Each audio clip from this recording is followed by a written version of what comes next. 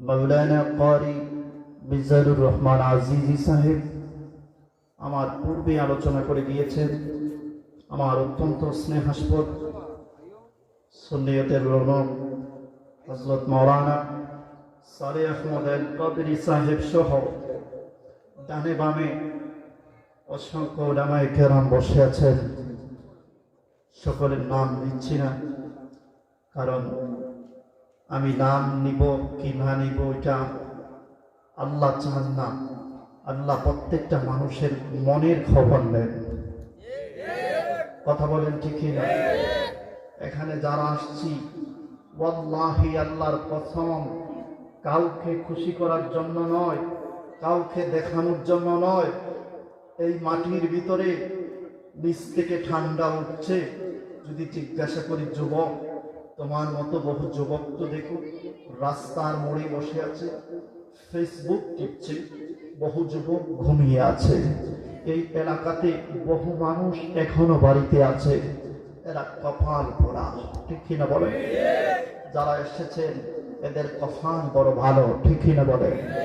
যারা এসেছেন ডানে বামে মুরব্বী বাবার সহ, আলেমরা সহ, যুবকরা সহ, সকলকে আন্তরিকভাবে মোবারকবাদ জ্ঞাপন করছি।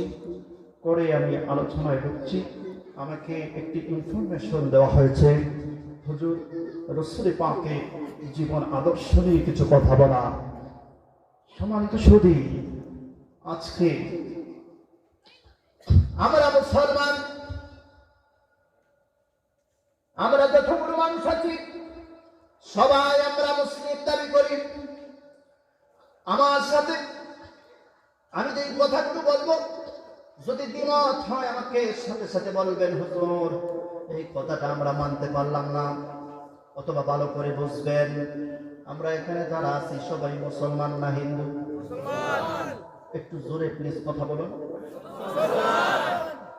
এখানে যারা আছি মুসলমান, তবে পার্থক্য আছে রাসূল পাকের সাহাবীদের মধ্যে আর আমাদের মধ্যে। আমরা হয়েছি জন্মগত মুসলমান, জন্মগত মুসলমান। আমার বাবা মুসলমান, দাদা মুসলমান, আমি তারপরে হয়েছি কলিমা ফারি আর না ফারি মুসলমান, নামাজ পড়ি আর না পড়ি মুসলমান।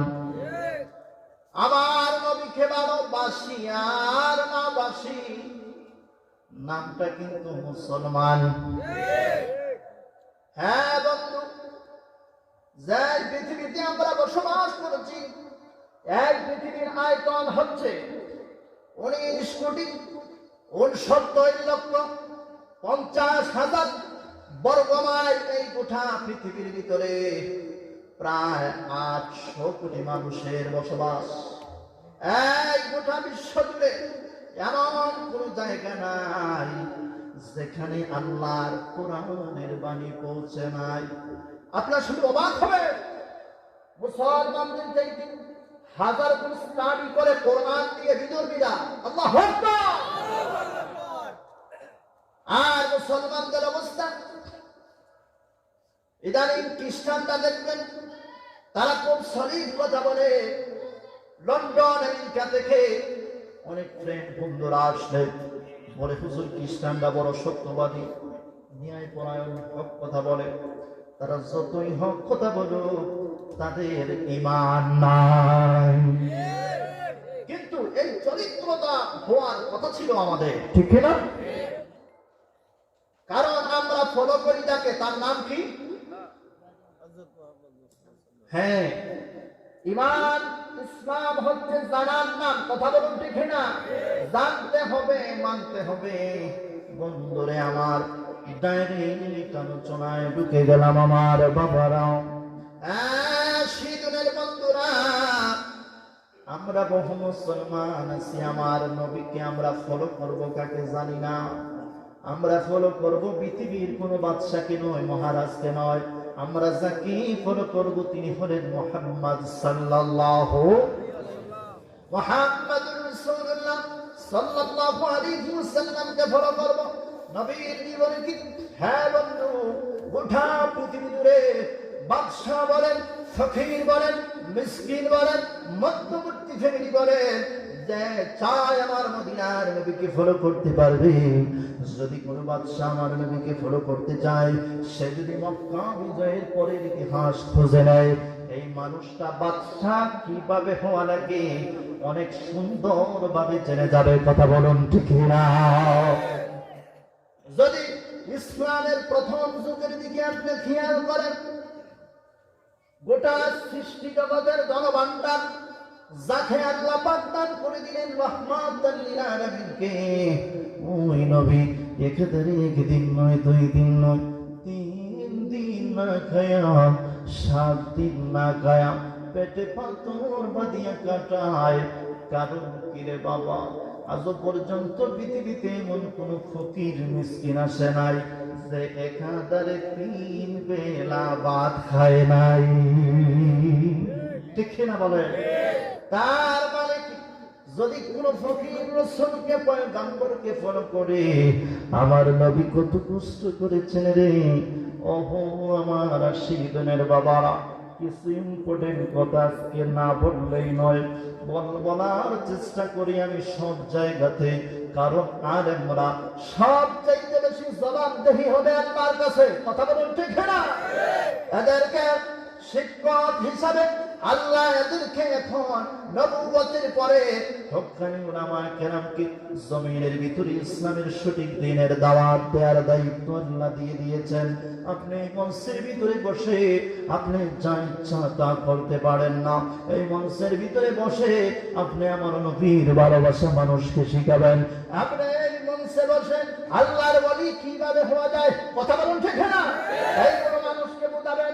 এই মঞ্চে বসে মা বাবার কেমন করে শ্রদ্ধা করা লাগে, উস্তাদদেরকে কেমন করে শ্রদ্ধা করা লাগে, কেমন করে মানুষকে ভালোবাসা লাগে, কি করে মানুষের ইনসাফ প্রতিষ্ঠা করা লাগে, সুন্দরভাবে যদি আপনি বুঝিয়ে দেন, আমার মন বলে আমার সোনার বাংলার যুবকগুলি রিসিভ করতে মোটেও ভুল করবে না। ঠিক না?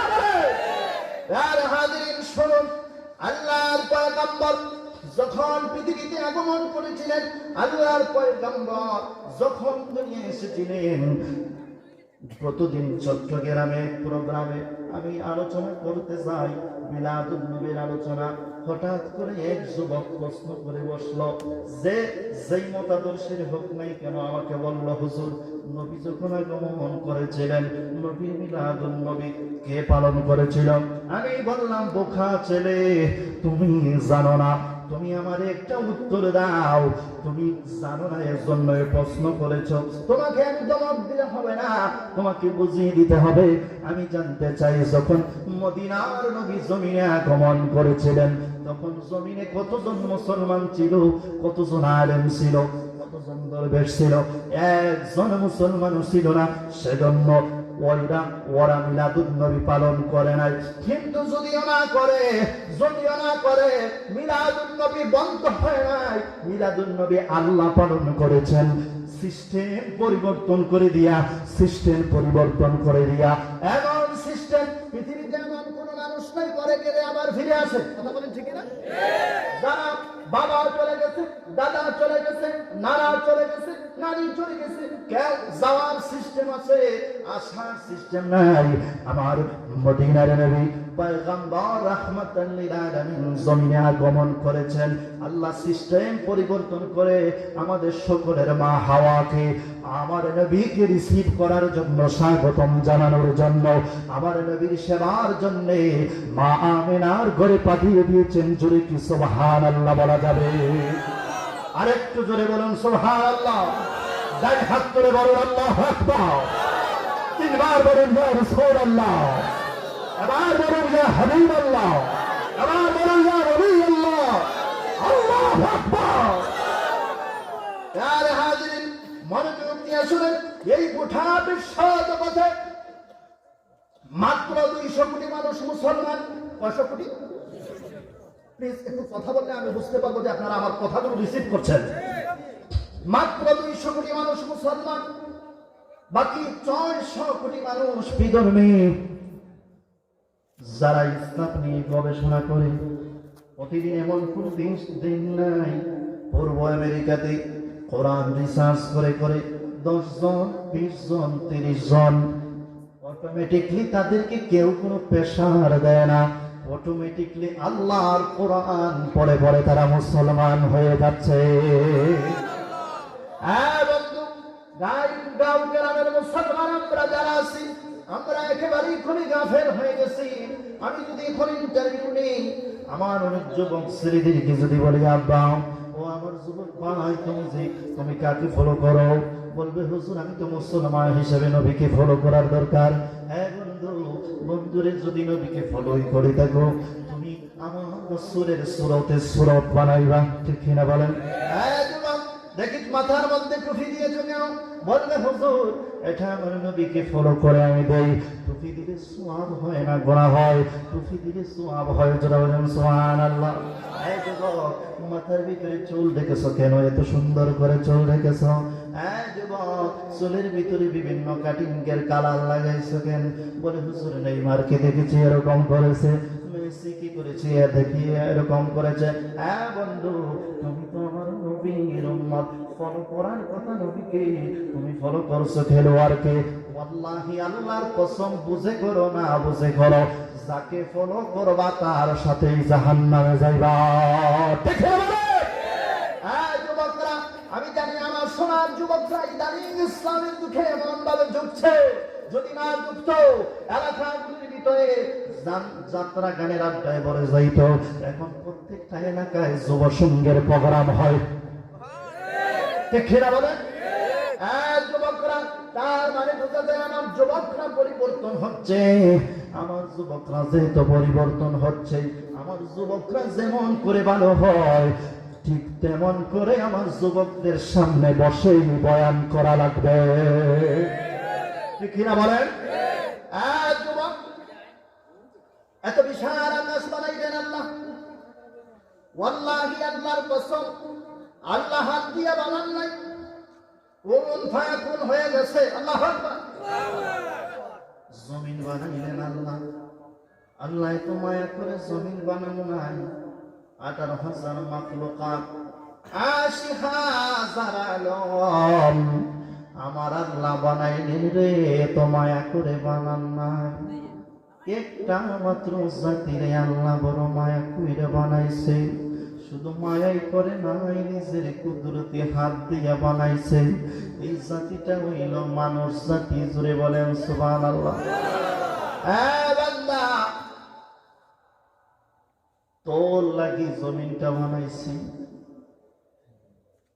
তোরা জমিনে বসবাস করবি, জমিনটারে উর্বর কইরা দিছি বান্দারা লাগে, আমার বান্দারা জমিনে থাকবে। প্লিজ কথা বলো না বাবারা। এই বান্দারা, জমিনটা তোমাদের জন্য বানাইছি, আকাশটা তোমাদের জন্য বানাইছি। রিজিকের ব্যবস্থা জমিনে হয় না, আসমানে। আসমান থেকে বৃষ্টি জমিনে নাজিল করলে জমিন উর্বর হয়, জমিনের ভিতরে রিজিক বরাদ্দ হয়, জুড়ে বলুন সুবহান। এই রিজিক খাইয়া আমার বান্দার শরীরটা ভালো থাকবে। এই শোনো, মায়া কইরা 18,000 মাখলুকাতের ভিতরে ডিফারেন্ট ভাবে, আলাদা ভাবে বান্দারে স্পেশালিটি দিয়ে বানাইলাম। বানাইয়াই শেষ না, তুই কার জন্য আত্মহত্যা করস? আমি বানাইলাম, আমি জীবন দিলাম, আমি রিজিক দিলাম, সব আমি দিলাম। এই যুবক, আরেকটা মাইয়ার লাগে তুই কেন জীবন দিস? দিলাম আমি, এই অধিকার তোরে কে দিল? জীবন দিলাম আমি, খাবার দেই আমি, সুস্থ রাখি আমি, সম্মান দেই আমি, সব আমি দেই, তুই কেন আরেকজনের গুণগান গাস? যুবকরা, যেইভাবে রাস্তায় নামছো 200-500-1000 টাকা লাগিয়া, রাত নাই দিন নাই রে, যদি আমার আল্লাহর লাইগা নবীর লাইগা এইভাবে দিনের রাইতে গোপনীয় ভাবে ইবাদত করতি রে। ও যুবক, আল্লাহর কসম করে বলি, আমি আসি কি এই অবস্থানে আসছি একমাত্র আমার মালিকের উপরে ভরসা করে। তুমিও তোমার মাওলার উপরে ভরসা করে নবীকে ফলো করে চলো, আকাশ চুম্বি সম্মান বাড়ায় দিবে আল্লাহ। কথা বলেন ঠিক না? যুবক, কারো ভরসার দরকার নাই, আমার মালিক আমার জন্য যথেষ্ট। ঠিক না? মায়ের সাহায্য লোক, বাবার সাহায্য লোক, নেতার সাহায্য লোক, কত মানুষের সাহায্য লোক। যখন মায়ের গর্ভ ছিল, কে তোমার সাহায্য করছে? ঠিক না? মায়ের গর্ভের ভিতরে নেতার হাত নাই, মায়ের হাত নাই, বাবার হাত নাই। এই নির্জন কামরার ভিতরে রিজিকের ব্যবস্থা করেছেন আমার আল্লাহ। সুবহানাল্লাহর আওয়াজ জোরে হবে। বান্দারে, যেই দিন জমিনে আসলি, যেই দিন জমিনে আসলি, আসার পরে রে বান্দা, তুই তো তোর এখন 25 বছরের যুবক, 30 বছরের যুবক, বড় বাহাদুরি দেখাও। মায়ের গর্ভ থেকে আসার পরে তোর তো কান্না করার শক্তিটাও ছিল না। কান আছে, শ্রবণ শক্তি এরকম কার্যকরী না। কথা বলেন ঠিক না? ব্রেইন তো একটা আছে, ব্রেইনটাকে কাজে তো লাগাইতে পারস না। হাত তো দুইটা দিয়েছে, ধরার তো শক্তি নাই। পা তো দুইটা আছে, হাঁটার তো শক্তি নাই। এই সব শক্তি দিল কে? আজকে সব দেওয়ার পরে তুই তাকে বলে তাকে নিয়ে দৌড়াস। কথা বলেন ঠিক না? একবার কি ভাবছো কে দিল? এত কিছু পাইলি, সব বলে গেলি, একবারও তোর মাওলারে স্মরণ করিস না। তোরা যে এত গাফেল হবি, তোদেরকে ঠিক করার জন্যে আখিরি নবী নূর নবীকে পাঠিয়ে দিলাম। আখিরি নবী আসলেন, আয়েশা জমিনে দাওয়াত করা শুরু করলেন, আল্লাহর দাওয়াত। মানুষেরা, সূর্যের পূজা করা যাবে না রে। সূর্যটা পরিবর্তন হয়ে যায়, দিনে থাকে রাত্রে থাকে না। রাতের বেলা আকাশের ভিতরে কামারুন দেখা যায়, আবার কামারুন থাকে না, পরিবর্তন হয়ে যায়। আকাশের ভিতরে সম্পূর্ণ যৌবন দেখা যায়, পরিবর্তন হয়ে যায়। এগুলোর ইবাদত করা যাবে না। এগুলারে যিনি পরিচালনা করেন, তোমরা তার ইবাদত করবা। কথা বলেন ঠিক কিনা? এখানে আমরা অনেকে আছি, ও নবীর উম্মত, নবীরে কিভাবে আমার নবীর কথা শোনাবো? আমার নবীকে যদি আজকে ফলো করে, তাহলে আজকে এত শান্তি হতো না। আমি নিজে চিন্তা করে দেখলাম, আমাদের জীবনের ফার্স্ট টু লাস্ট, জীবন শুরু থেকে শেষ পর্যন্ত এই মুহূর্তে একমাত্র হক্কানি ওলিগণ ব্যতীত আমাদের 99% মানুষের জীবন পরিচালনায় বড় ভেজাল। টিকের আওয়াজটাই মনে হয়েছে যে পুরা সুবিধা না। আর একটু জোরে বলেন ঠিক না? আমি একটা একটা করে ধরে দিব, শুনেন। নবীকে ফলো করবেন। বিবাহ করা কি আমার নবীর সুন্নাহ কিনা? কথা বলেন। বিবাহ অবশ্যই করবেন। আমার নবী যেভাবে করাইছেন ঠিক সেভাবে।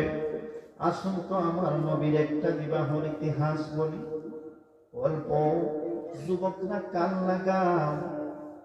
যুবক, কেমন করে রে সমাজ ভালো হবে, কেমন করে রে পরিবার ভালো হবে, কেমন করে রে দেশে শান্তি আসবে, যতদিন পর্যন্ত মানুষ আল্লাহর কোরআনের দিকে মুখ না ঘোরাবে, যতদিন পর্যন্ত মানুষ আমার নবীর দিকে না ঘুরবে, ততদিন পর্যন্ত যতই শান্তি শান্তি বলেন, শান্তি আসবে না রে বাবা। শান্তির জন্য মদিনার দিকে ঘুরতে হবে, ঠিক কিনা বলে? আবার শুনুন, নবীর ইতিহাস বললেন প্রত্যেকটা ইতিহাসের সাথে আমাদের জীবনের একটা সম্পর্ক, ঠিক কিনা বলে? যুবক আসো, এবার আমাদের দাম্পত্য জীবন শুরু হয় বিবাহের মাধ্যমে, পারিবারিক জীবন, কথা বলে। আমার সমাজের অবস্থা যুবকরা মনোযোগ দিয়ে শুনবা। আমার নবী পুরুষদের উপরে ওয়াজিব করে দিয়েছেন মোহরানা দিতে হবে। মোহরানাটা একটু বুঝতে বলবেন, মোহরানাটি নগদ হবে না বাকি হবে? জোরে বলেন না কেন? মোহরানা কি নগদ হবে না বাকি হবে? এবার আসি পছন্দের ব্যাপার। গ্রামের বাবারা, পছন্দটা আগে মেয়ের হবে, তারপরে ছেলের পছন্দ। কেন রে, কেন রে?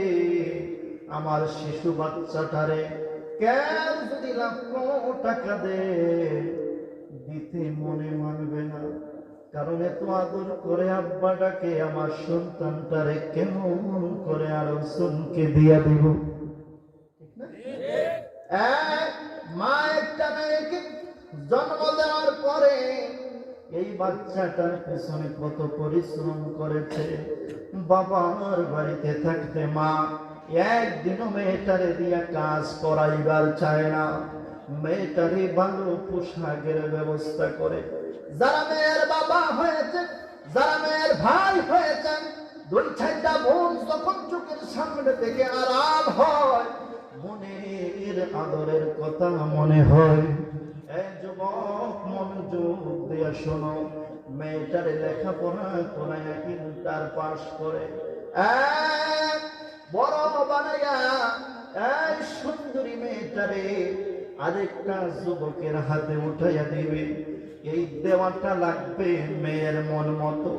মেয়েটা যদি পছন্দ করে যে আমি যাব ওইখানে, পরিবারকে সুন্দরভাবে তার ভালো বিষয়টা বুঝে মোহরানাটা আদায় করে তাকে বিবাহ দিতে হবে, ঠিক কিনা বলেন? এখন বিবাহর জায়গাতে শুনেন, আমাদের গ্রামগঞ্জের বিয়ার অবস্থা জানেন কি? আল্লাহু আকবার! এত নাফরমানি, এত নাফরমানি। একটা যুবতী মেয়ে দেখতে যাবে, ওইটাকে দুলাভাই নিয়ে যাবেন কোন দেখার জন্য, বিআই সাহেব নিয়ে যাবেন কোন দেখার জন্য, বাবা যাবে কেন আগে দেখার জন্য? এক লাইটেস পরে 10-12 জন দেখতে গেল। যারা দেখবে একজন দেখা কোরআন তাদেরকে অধিকার দেয় না, সবাই দেখা হারাম। এক নম্বরে মেয়েটা দেখবে, মেয়ের পছন্দ হয়েছে, তারপরে ছেলে দেখবে, দুইজনের সম্মতি হয়ে গেলে কারো দেখার দরকার নাই। কথা বলেন ঠিক কিনা? এটা আপনি মানেন আর নাই মানেন, আমার গ্রামগঞ্জের মহিলারা মানবে না। এর জন্যই তো সবচাইতে বেশি জাহান্নামী হবে মহিলারা। শুনেন, এক নম্বরে গন্ডগোল। এই যুবক ছেলেটা বিয়ের উপযুক্ত হয়েছে, 22 বছর, যুবকটারে বিয়ে করায় না। আসেনি আমাদের সমাজের যুবক ছেলে, জিনাটা হয়ে গেছে বড় সহজ। এই ছেলে প্রেম করে আরেক মেয়ের সাথে ফলায়া যায়, ওইটা সহজ হয়ে গেছে। আপনারা একটু কথা বললে আমার হয়, সরি, একটু কথা বলবেন না প্লিজ। ফ্রেন্ডে যারা আছেন একটু মনোযোগ দিয়ে আমাকে কথা বলতে দেন। শুনেন, আপনার যখন বিয়ে হবে, পছন্দটা তো নিয়ে নিলাম, এক নম্বরে আমার নবীর দেখানো রাস্তা থেকে আমরা সরে গেলাম, ঠিক না? আপনারা আমার দিকে তাকান। নাম্বার 2, বিবাহ ঠিক হয়েছে?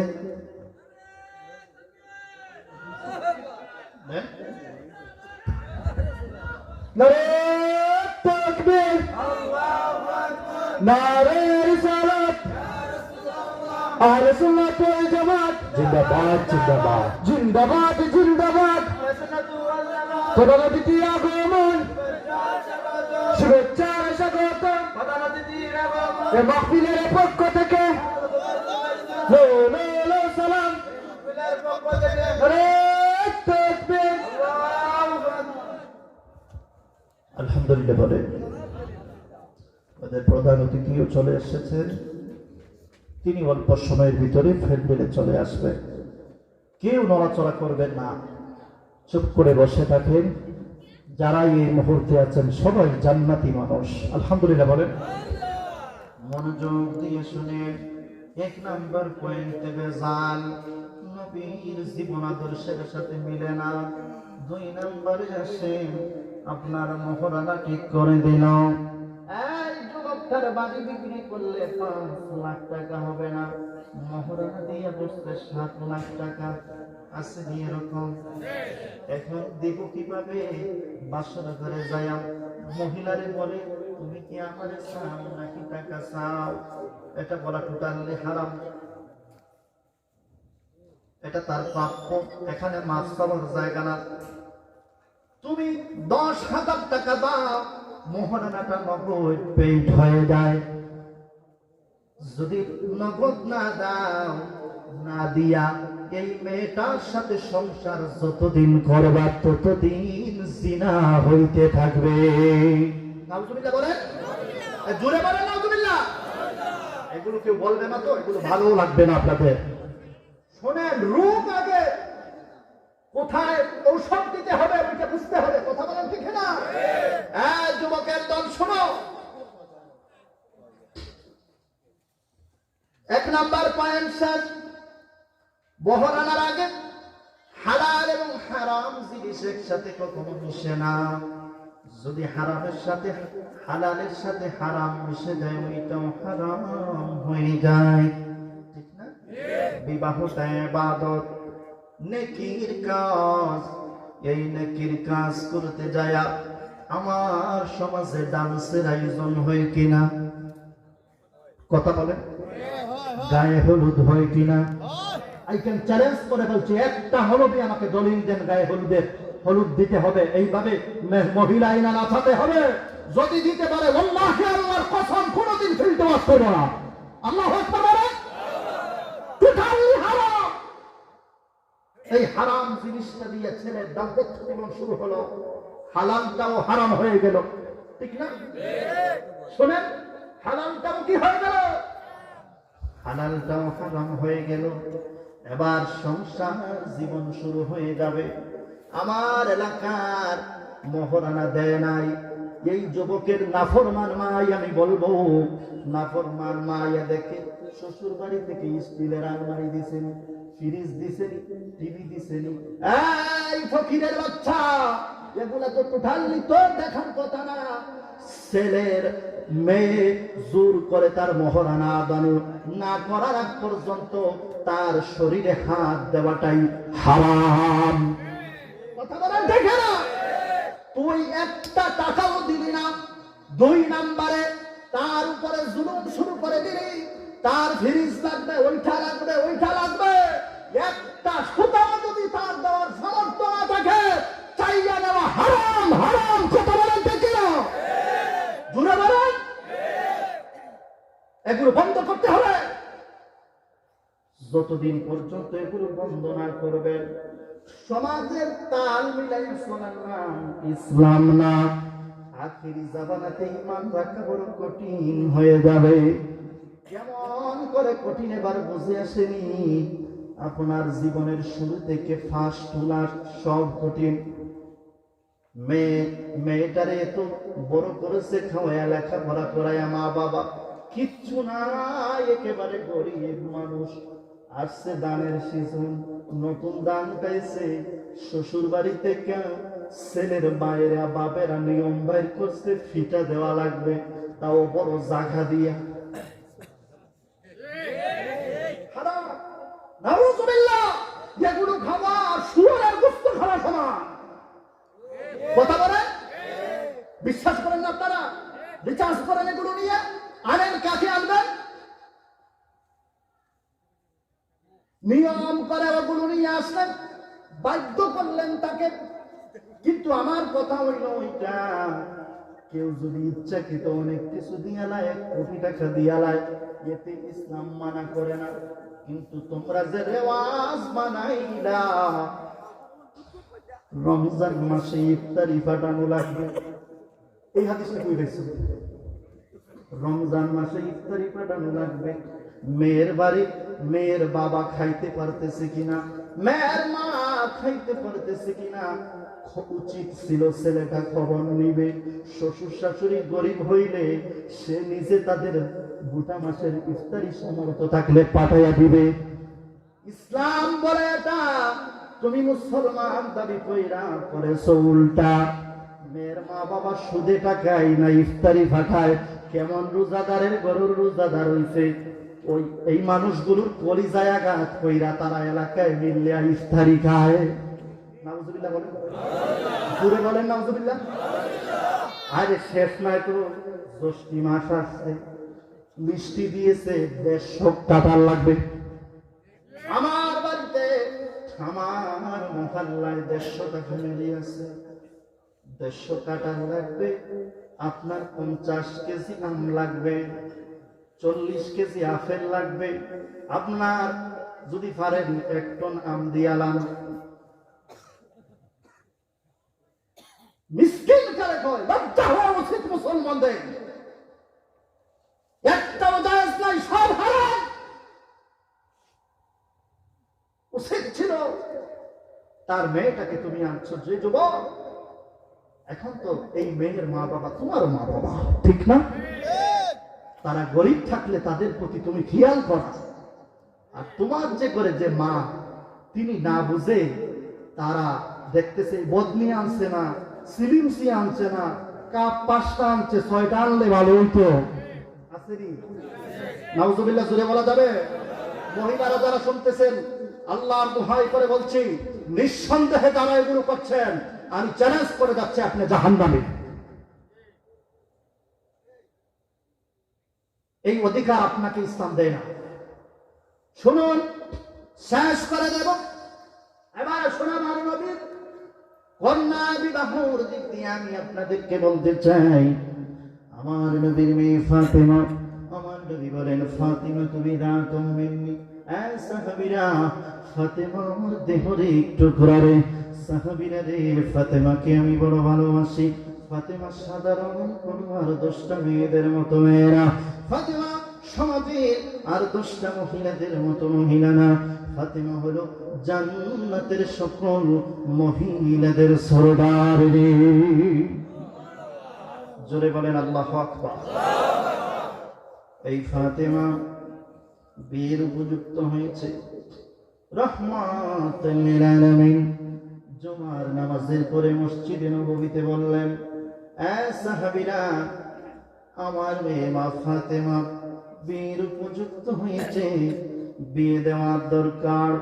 কে আছো? নির্ভয়ে আমি রাহমাতুল লিল আলামিনকে বলো, আমার মেয়ে ফাতেমাকে কে বিবাহ করবা? মক্কার এমন কোন সম্ভ্রান্ত ফ্যামিলি নাই, মদিনার এমন কোন সম্ভ্রান্ত ফ্যামিলি নাই যারা খবর শোনার পরে আমার নবীর কাছে বিয়ের প্রস্তাব দেয় নাই।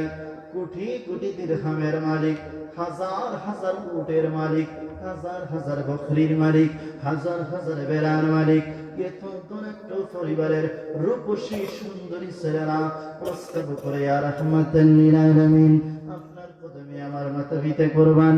নবী গো, নবী গো, নবী গো, যদি আপনি রাহমাতুল লিল আলামিনের মেয়ের জামাই হতে পারতাম, জীবনটা আমার ধন্য হয়ে যাইত। আর আমি সব দ্বিগুণ ইসলামের জন্য শুধু আপনার কন্যা ফাতেমাকে আমি বিবাহ করতে চাই।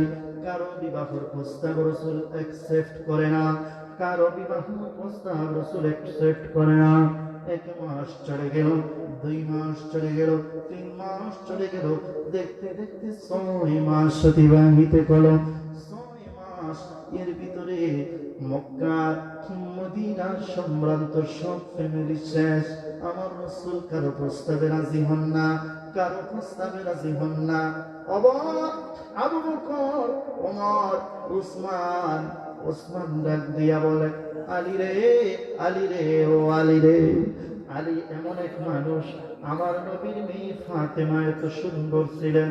আমার নবীর মেয়ে ফাতেমার, আমাদের সমাজে সিস্টেম হলো বিয়ে হলে মেয়েটা লম্বা চায়, কিন্তু সাথে সাথে ছেলেটাও মেয়ের থেকে লম্বা মিলাইয়া নেয়, ঠিক না? কিন্তু শোনেন, আমার নবীর মেয়ে ফাতেমার চাইতে 1 হাত খাটো আলী। আল্লাহু আকবার বলেন। কতটুকু? 1 হাত খাটো, ফাতেমার চেয়ে খাটো। আর একদিকে আলী একদম তেমন বেশি সুন্দর না, কালো মানুষ, সুঠাম দেহ। এই আলী, আলী রে, আলী একদিক দিয়ে আমার রাসূলুল্লাহর চাচা ভাই। আল্লাহু আকবার বলেন।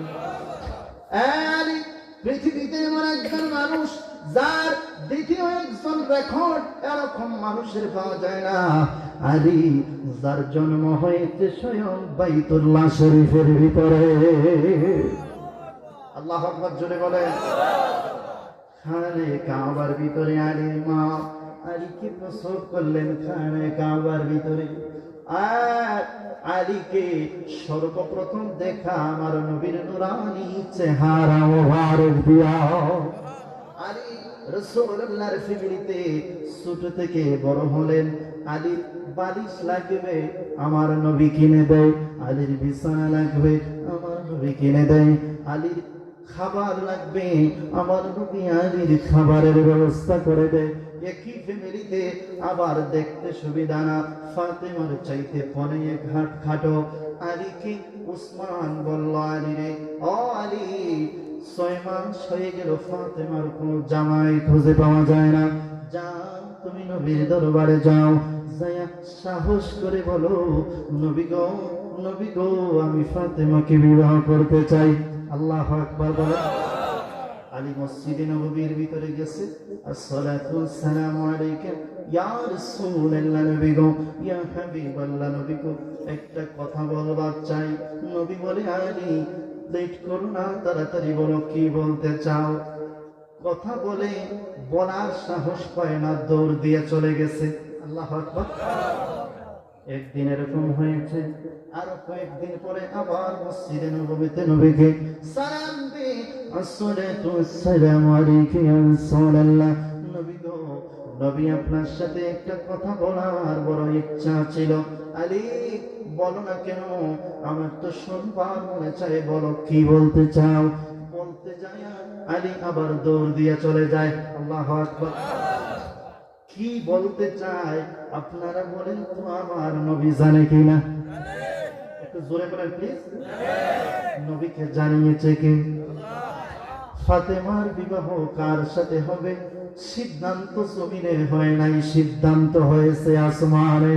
সুবহানাল্লাহ বলেন। ইয়া রাসূলুল্লাহ, জোরে।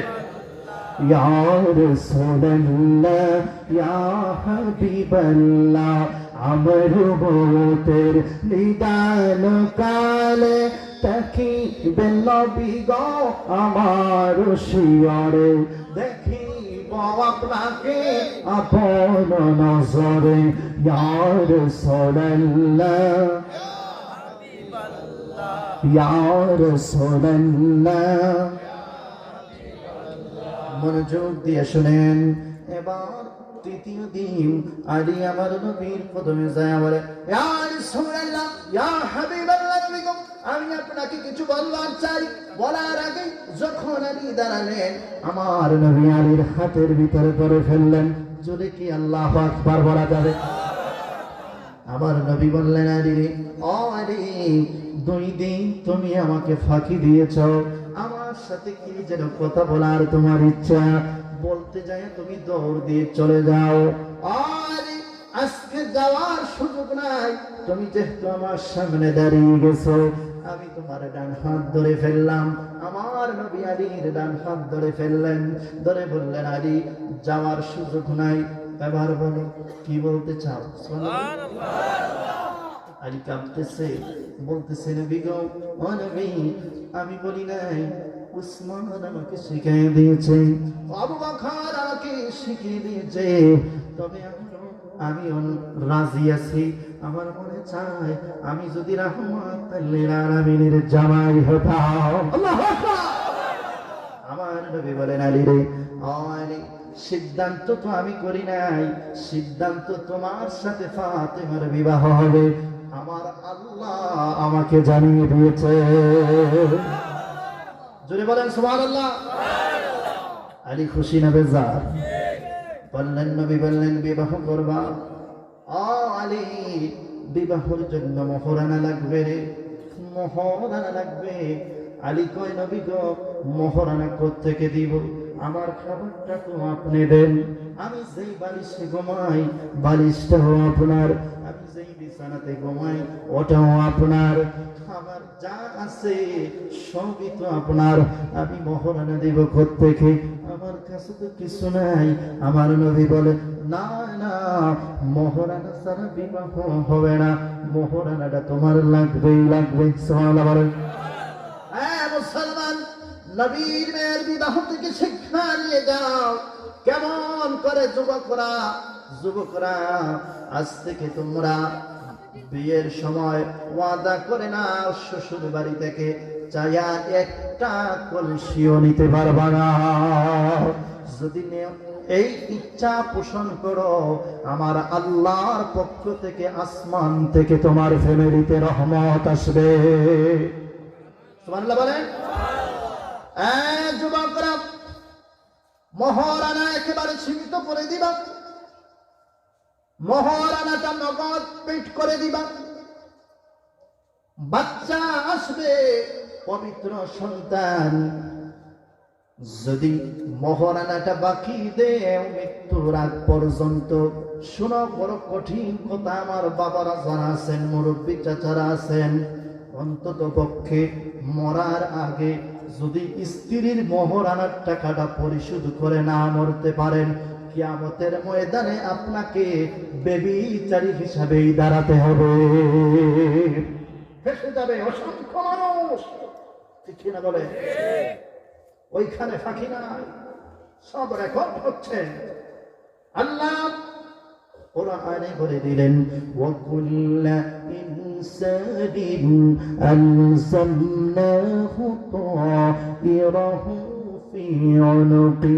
হ্যাঁ আমার বান্দা, ওয়াকুল্লা ইনসানিন, আমি প্রত্যেক ইনসানের কর্মকে আলজামনাহু তায়রাহু ফি উনুকি, প্রত্যেক মানুষের, প্রত্যেক ইনসানের কর্মটাকে, মানুষেরা, আমি তার জন্য একটা ভলিউম বানিয়ে রেখেছি, তার জন্য স্পেশাল তার নামে একটা নোটবুক বানিয়ে রেখেছি।